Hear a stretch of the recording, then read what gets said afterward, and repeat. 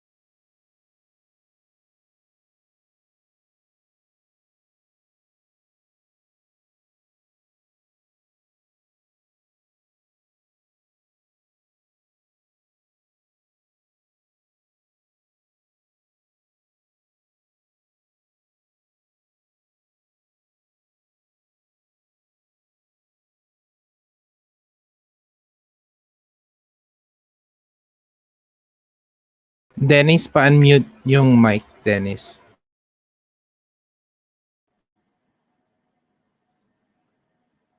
Good evening and welcome to Season 2 of BCBP Mission Go Live.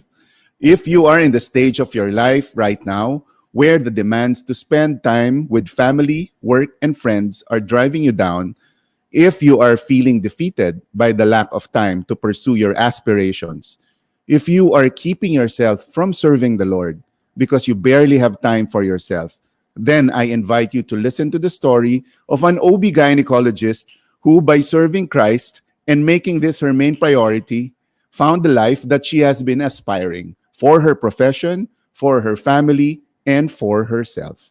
Jesus said that whoever drinks the water that he shall give will never thirst. He is the living water, and we bring him to you through the stories of people whose thirst he has quenched. I am your host, Dennis Bunye, and this is Thirsty Thursdays.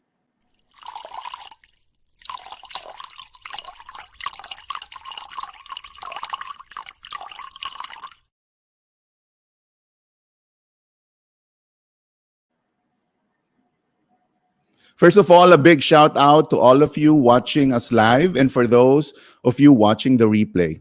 Hello to all BCBP Alabang chapter members and all other BCBP community members out there. And most especially, hello to our family and friends. Please subscribe and follow us on YouTube, Facebook, and Instagram. Just search for BCBP Alabang. Remember to give us a thumbs up and hit that bell for notifications. I am Dennis Bunye. I am a professional coach, professional life and corporate coach, and a proud member of the BCBP, the Brotherhood of Christian Businessmen and Professionals, Alabang chapter. This Go Live online series is one way that we live out our BCBP mission of bringing Christ to the marketplace and winning the marketplace for Christ. And for this season, let us witness how God works through the lives of people, stories of real life made inspiring by the touch of God. And to all the viewers, please chime into tonight's conversation and type in your questions, comments, and insights. Now, she is a Bulaqueña and she has been an OB gynecologist since 2001. She holds her practice in Asian Hospital, where she is also the assistant chair for the Department of Obstetrics and Gynecology, and concurrently the chair of the Hospital Blood Transfusion Committee. She also holds her practice in the Medical City, where she is also a member of the Residency Training Committee. She also practices in the Premier Medical Center, where she is the chief of clinics and the past chairman of the Department of Obstetrics and Gynecology and the past chairman of the operative management team. Most especially, she is a loving wife to John and a loving mother to Gianna and Juancho. Let us all please welcome Doctora Ces Reyes. Hi, good evening, everybody. I'd like to say hi to all my family, to all my friends listening right now, and who's watching us, watching me and Dennis. And of course, to all the members of BCBP Alabang, hi there. Hope you'll enjoy our show tonight. Hello, Doc Ces, and good evening. Hi, Dennis. First of all, Doc, allow me to thank you in behalf of our audience. You know, as one of the frontliners, we honor you for the work that you do. You are selfless, and you know, you're when duty calls, you're right there in the front lines. And from the bottom of our hearts, thank you very much, Doc Ces. You're welcome. You know, it's very with volunteering. I volunteered as a frontliner because I know that I have that heart to help, okay? Especially those who are really in need. So I volunteered as doctor for those who arrive at the emergency room with no doctors at all. So no history of seeing each other. I don't know him. So I volunteered. And you know, when you volunteer, you don't know if you're really seeing someone with COVID or without COVID. So life is at stake. So yun, but pretty good. Everything goes well. In God's grace, kahit nagka-COVID, I'm still here and protected and healthy. Thank you for that, Doc Ces. Doc, being an OB-GYN is one of the most demanding profession in the medical field, diba?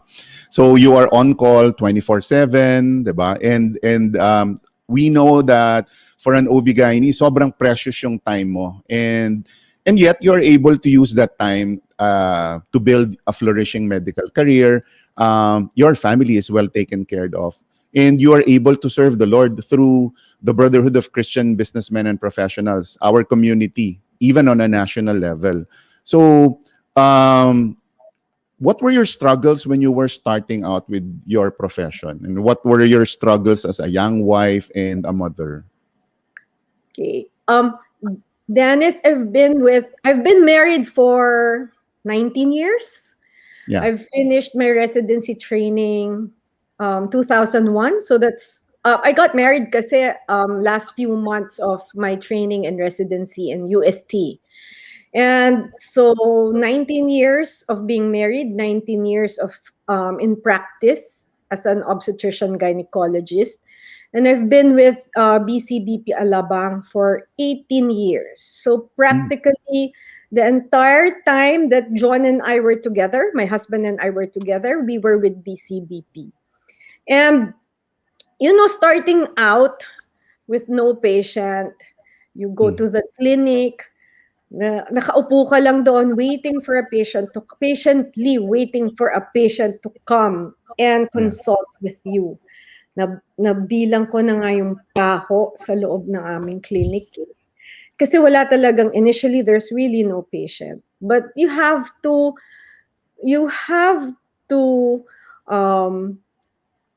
take your time and be patient about it, and it will come. Starting is always hard. You know that, diba? Mm. Even you, pag nag-business ka, starting up is really, really hard. And so is with medicine. Kasi mas mahirap ang medicine kasi you have to build a relationship with the patient eh. Mm. So you have to build their trust. Kailangan ma-trust ka nila because they're entrusting to you your life. Their life pala. So Mm. that trust should be built. And hirap, hirap talaga sa start kasi no patient at all. And considering we're a small family, okay, we had one child kaagad eh. So after getting married, I got pregnant immediately, and after a year, we have our little girl, and that is really hard for us because we're really starting out from nothing. So we have our friends, we have family to help us, but starting out is really difficult. What were the sacrifices that that you did before? I mean, starting this clinic, and you were raising a very young family then. Mhm. So between me and Jonathan, kasi Jonathan has a business right before. Mm. He had a Mm. tilapia business then. And Mm. most of the times he goes to Tagaytay. Me, I go to the clinic. Walang natitira sa kay Gianna and kay Wancho. So it's also only the yaya who's with the children. But of course, um, time was really the problem then. Eh. Um, we don't have much time for children because what we usually do is talagang work, and work. Okay. We are I myself am committed to my patients. Ang hirap ng OB eh, kasi it's a challenging job. It's difficult. You have no time set for yourself. Parang kung gusto ko magtrabaho, ayokong magtrabaho, gusto ko dito sa bayo, cannot. Because there are other people expecting you to be there and to take care of them. So, it's really difficult at start.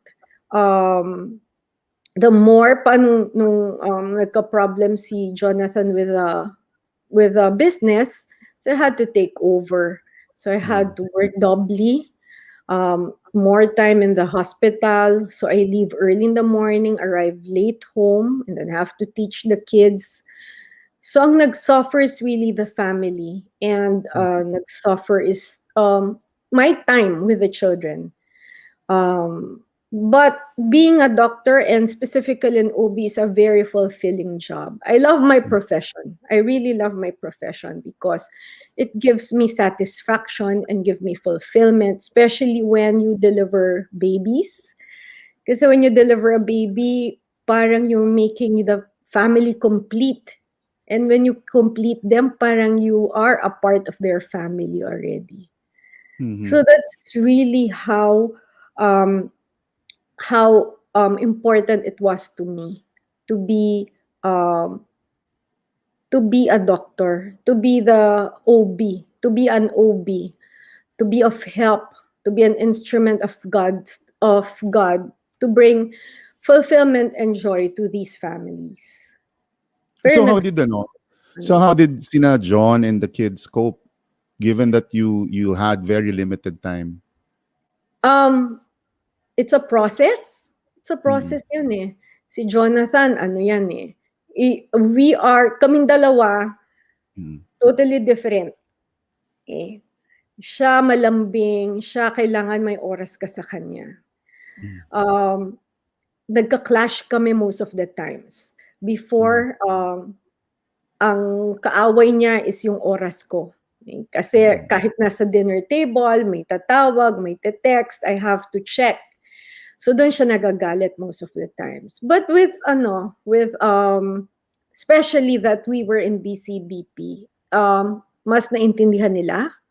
Mm. So mas naintindihan namin yung isa't isa, especially when we joined the marriage retreat.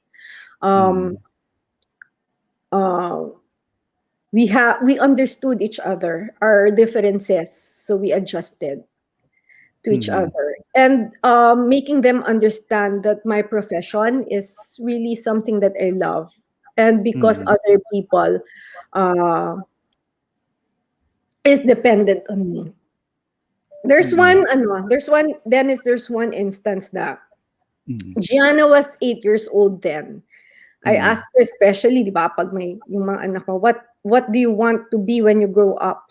Yun, tinanong Mhm. ko sa kanya, and she told me, tagal niya nag-isip, and then, do you want to be a doctor like mommy? No! Sabi ko, no! Mhm. Why not? Sabi ko, why not? Because you don't bring me to school. You don't teach me. Mhm. Um, you don't guide me. Sabi, di ba, ang sakit yun for a mother na Yes. for your own child to tell you that you're not a good mother. Mhm. Um, but of course, I made her understand. I asked her to go with me. Nanood siya ng CS. Pinanood ko siya. And she saw how happy the parents were, especially the mom and dad when they held their child.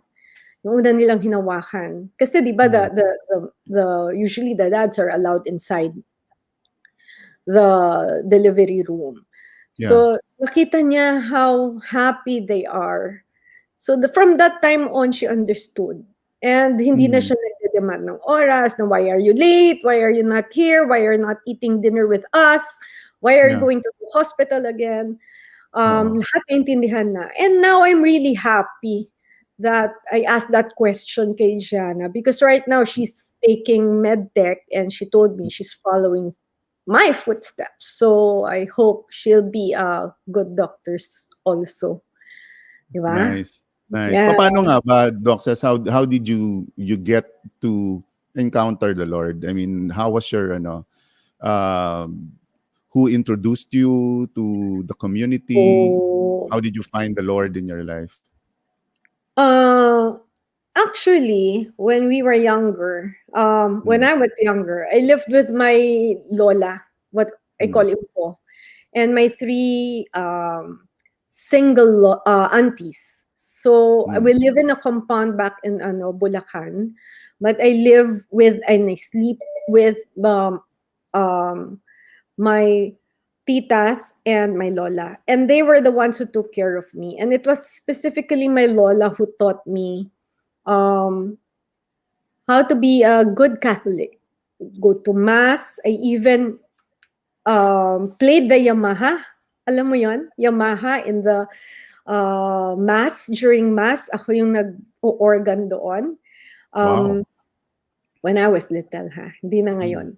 And then, she introduced me also, yung mga santo, kami naglilinis, kami nag-aayos. Mm. So she was really a great part of she molded me actually to who I am right now. So, and I grew up in a Catholic school. So, more or less, nandun siya, yung belief kay God, the faith in the Mm. Lord is there. Mm. Mm. Um, but however, um, during the time na I'm growing up, of course, naiiba yung pananaw mo eh. Naiiba Mm. yung priorities mo. Eh. And actually, it was only after when we joined BCPP ni Jonathan. Mm. It was actually Jonathan who was first introduced to BCBP through a breakfast. Mm. And then, siya na lang nag-aya sa akin, invited me for the CLP.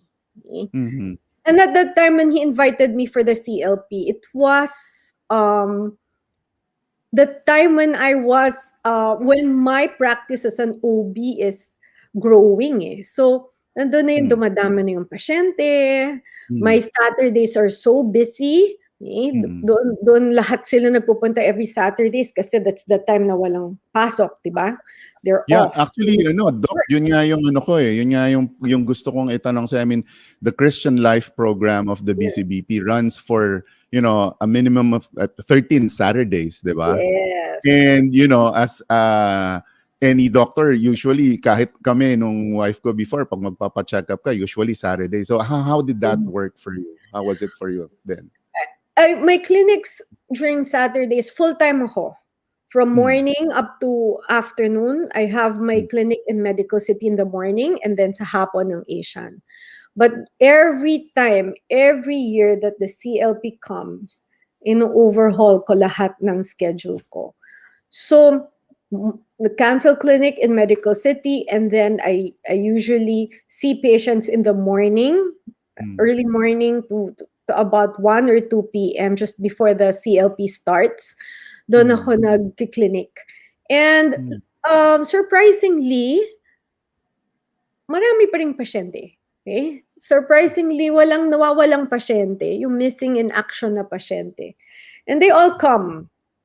And that one is truly parang a sign that if you serve the Lord with all your heart, and if you serve Him right and wholeheartedly, He will find a way. And He will give everything back to you. Everything back to you. So, from that time on, yung practice ko, ina-adjust ko based on the BCBP. BCBP has been way of life already for me and Jonathan. It has been a Were way there of- were there any changes that you noticed while you were undergoing the Christian Life program? How have you been seeing the Lord's work in your life at that time? It has tremendously changed my outlook in life. Kasi dati yung mga struggles, yung fears mo, fear yung lack of time, fear of not being accepted by other people, finances, loss of work, sickness.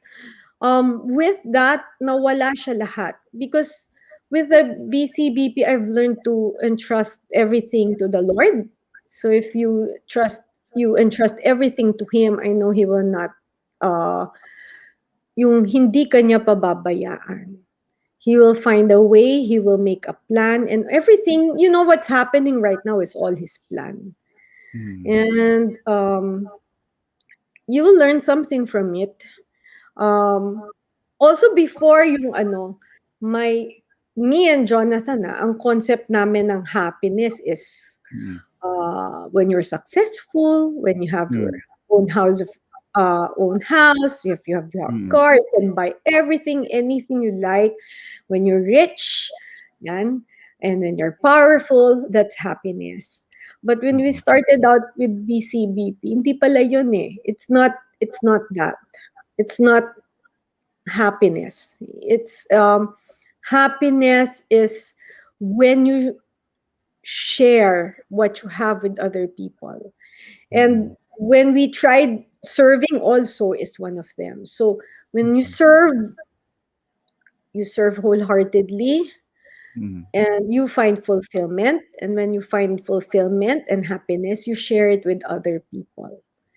Oh, and talking about Doc, about the sharing it with other people. I mean, you're delivering babies, or you're really delivering bundles of joys, di ba, sa families.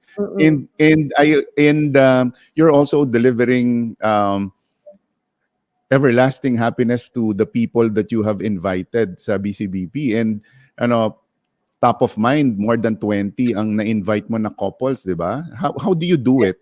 How do you approach them? What do you say to them? Maybe because they trust me so much. Kaya when I invite them, they say yes. But hindi naman immediately they say yes. Sometimes it takes me a few times, like yung iba dyan, years, di ba, before they agree to join BCBP or even attend breakfast or attend the first CLP. It's not a hardcore sell eh. Dennis, hindi ko alam kung bakit at kung sino. Parang may nag-whisper lang sa akin bigla. When we're conversing sa clinic, nagsasabi siya, nag-uusap kami, and then biglang invite. So, oh, are you doing something on Saturday morning? You want to attend breakfast with us? It's free breakfast. Sabi niya gano'n. So, Doctor, I'll check my schedule. And then after that, ite-text ko lang. And then, I'm available, Doctor. So, I guess it's their trust na I'm someone they trust, kaya they join. And from there on, they get hooked. There's one also instance, I have this in the clinic, yung be honest na frame. So it's displayed in my clinic. So yung biglang isang patient, Doktora, gusto ko yan. Be honest, ganyan. Be honest. Sabi ko, I can use that in my business para yung mga employees ko honest also. Sabi ko, sige, pwede. Pero I'll invite you for breakfast. Mga ganon. So bigla na lang, there's parang an inner voice na whispering to me, invite mo, invite mo. And that one, I don't know why. I don't know why. Pero there's really someone or a voice telling me na invite them. Maybe it's the Lord telling me to invite them because there's something going on in their life. So I really don't know.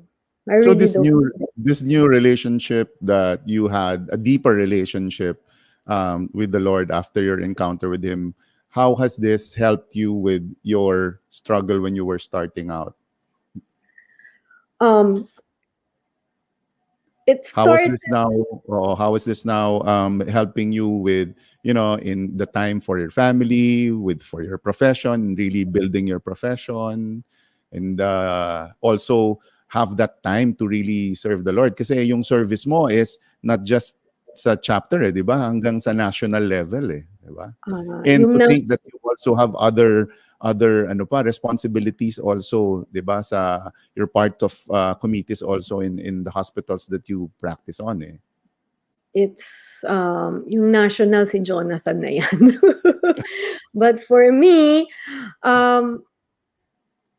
it's really time. Eh? It's putting time, your priorities actually. So when asked to serve, I prioritize it more than the hospital. But of course, if I have patient to deliver, nauna yun, of course. Family, they understand. Now they understand my work. Our children understand me and Jonathan's service in the community. So they were introduced young pa lang eh. So, di ba? Janice one, when I joined BCBP, I was pregnant with my second. Wancho, I was 7 months pregnant then. So as early as nasa tiyan ko pa si Wancho, they were already introduced to BCBP, our way of life, and they have adjusted to it. And they, naintindihan nila eh. So if they understand, nalilipat sa kanila. And, Jana's very active with school in serving also. Very active din siya. So they get to understand us. And that is more important kasi if there's problem in the family and they don't understand you and what you're doing, mahirap yun. Okay. So joining BCBP also made us yung relationship ni Jonathan, that's the common ground. Kung yung iba ang common ground nila is anong tawag doon? Golf or traveling. Our common ground is BCBP. Kasi we were able to understand each other more. And it has kept us together. Okay. We discuss most of the times BCBP matters. Kasi kung hospital naman, hindi niya naintindihan. His work, hindi ko rin naintindihan.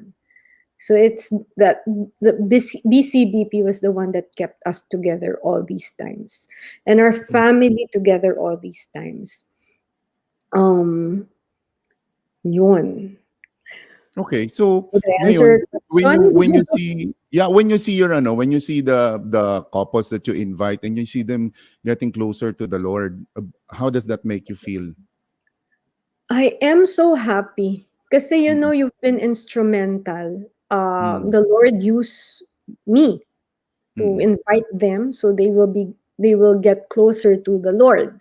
And mm, it's really so happy na ayan sila Teacher Boom, sila mm, Teacher Rina. mm, They really serve, and the outcome when you see Uno yung son nila also sharing kahit maliit pa lang I delivered Uno, and it really make me happy na he gets to know the Lord early on. Okay? So that is very fulfilling. It's very fulfilling. Really so happy, and I wanted to invite more people in the community and mm. invite others to serve. Kasi you feel fulfillment when you serve, when you share that happiness and that faith. Mas masarap siya, Dennis. Mas masarap siya. And siguro, Doc, what would be your message for, kasi marami sa atin, even for those who are watching us, really torn between work, between family, between themselves, and, even find na it's so demanding kung dadagdagan mo pa ng service with the Lord. What's your message for them, for us? Actually, mas madali nga ngayon kasi it's online. So you get to do it at home. Before, di ba, Dennis, we go out, we meet. Kahit every week, nagmi-meet tayo lahat. We go from one place to another. We go on meetings from one house to another. And that's more difficult than our situation right now. So it's easier for all of us because it's online. Mm, But, um, service, when you serve, you have to do it wholeheartedly. It should be selfless also. So, ako, I make time for it. Ako ang gumagawa ng oras for that. Hindi yung sinisingit ko lang siya.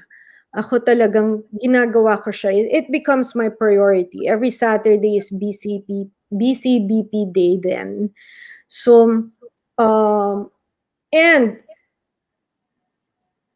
when you devote your time, all your talents, even your finances, in helping out others and in service, the Lord will give it back to you. More.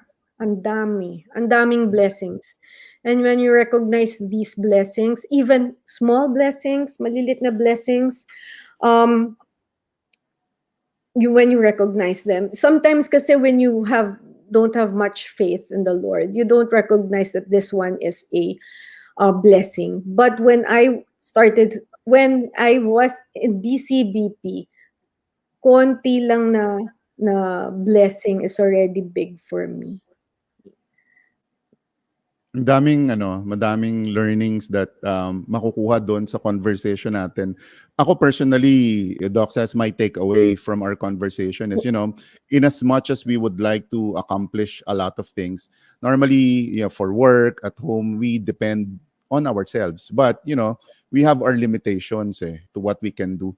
And what I'm taking away from this conversation is that if we surrender these areas to the Lord, He pours His blessings, and we find abundance with our family life, our work life, and most especially our service.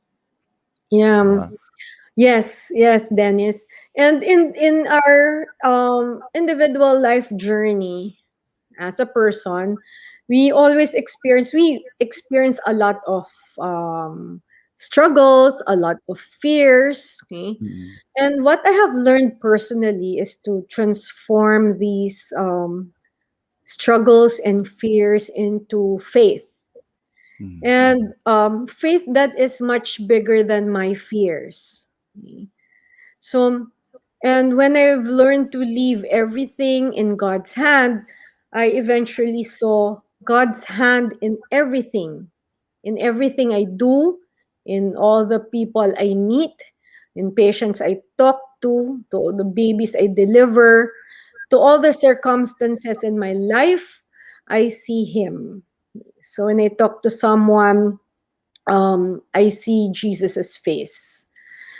So, then when I realized that everything, the work of the hand of God is working through the people, through my life, through the other people, then I equate everything that's happening to me as a miracle and as a blessing. And when yung miracle na yun, pag pinagdugtong-dugtong mo, it becomes a fulfilling life.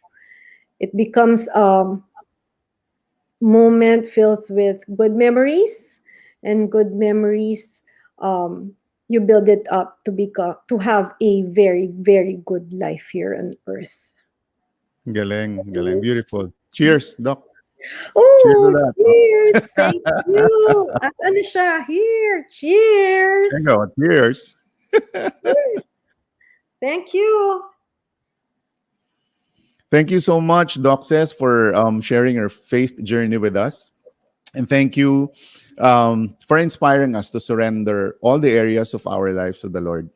Thank you for delivering not only newborn babies, which are bundles of joy through your profession, but everlasting joy as you introduce more people to a life with Christ at the center. This has been a super inspiring and totally refreshing evening. And to all our viewers, I hope that this inspiring story has filled you with the living water, which is Christ. And it is my prayer that you thirst for more. Now watch our episode next week and listen to the story of a cyber crusader who has courageously positioned himself at the front line to win the online battle for Christ. Now please subscribe and follow us on YouTube, Facebook, and Instagram. Just search for BCBP Alabang. And remember to give us a thumbs up and hit that bell for notifications. This is Dennis Bunye, and this is Thirsty Thursdays. Stay thirsty.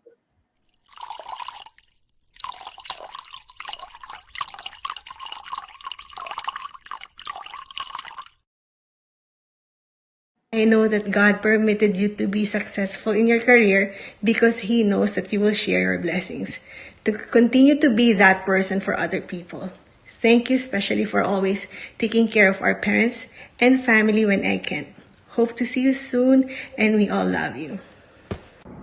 Says, you and John are part of our faith family. Thanks for all the years of friendship. Continue to inspire others and serving the Lord with joy and gladness, with all your heart, with all your soul, with all your mind, and with all your strength. Let your light shine. We love you. My message to you, Says, is that I want you to know that I feel very blessed that God gave you to me as my bestie.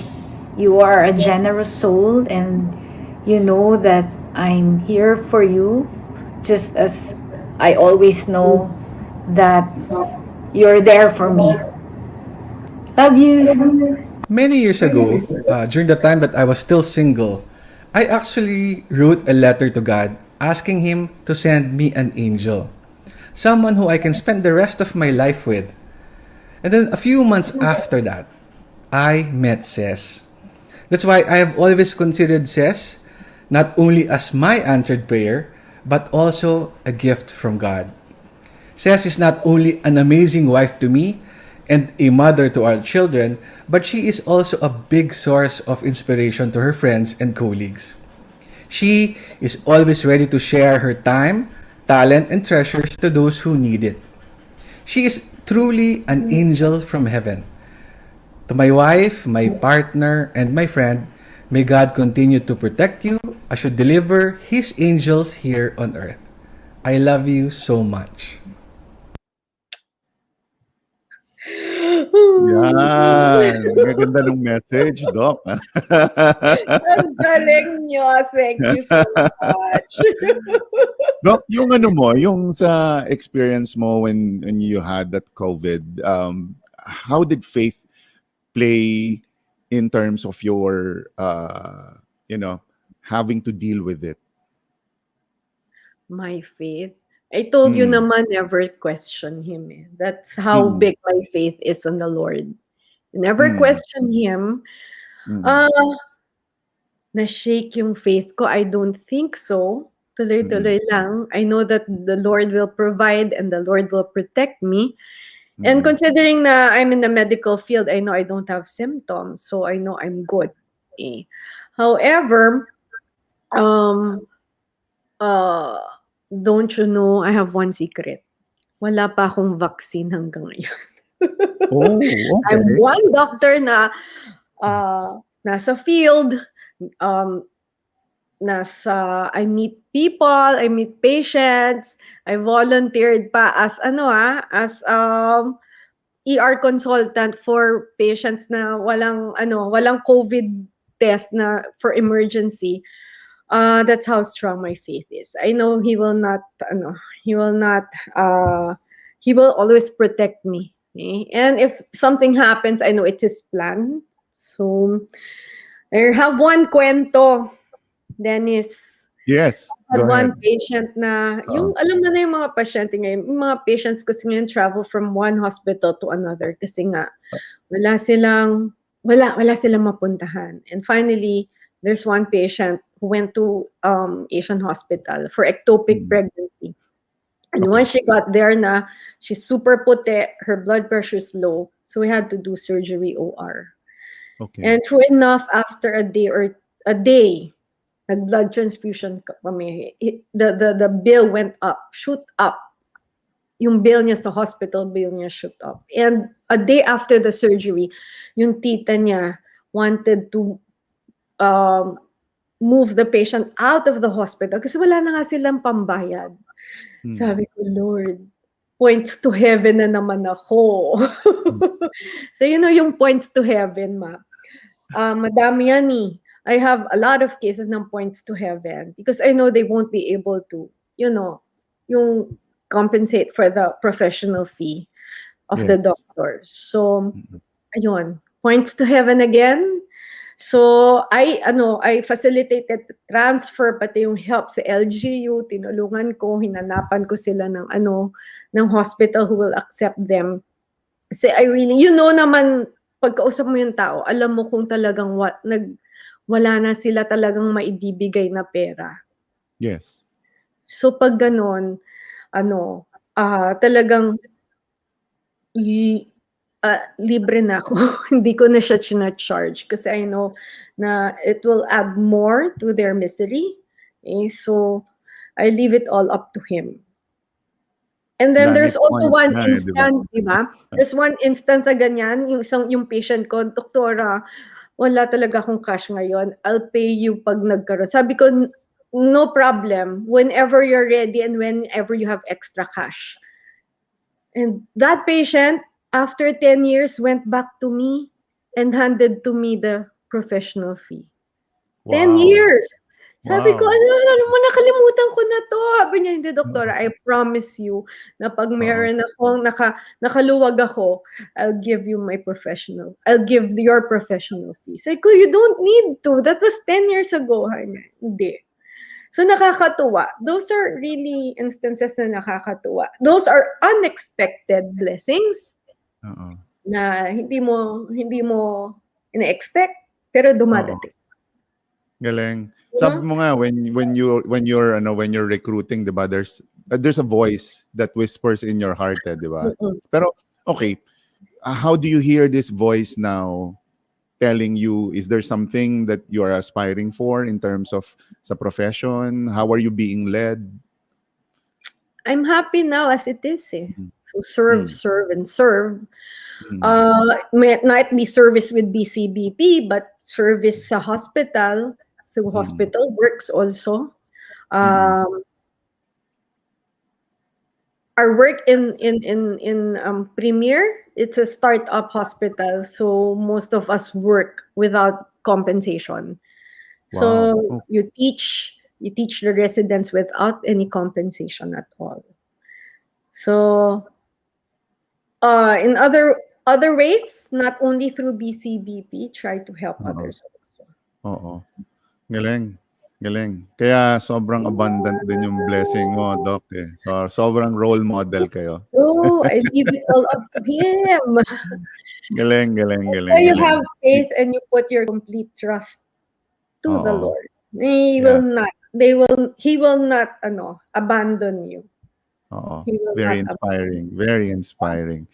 Again, thank you so much, Doc Ses. Maraming salamat for tonight. I know how busy you are, and I know that this is one show that you have blessed us with, and you've blessed a lot of people with this also. Thank you very much. Thank you Thank very you. much. How can I say no to you, Dennis?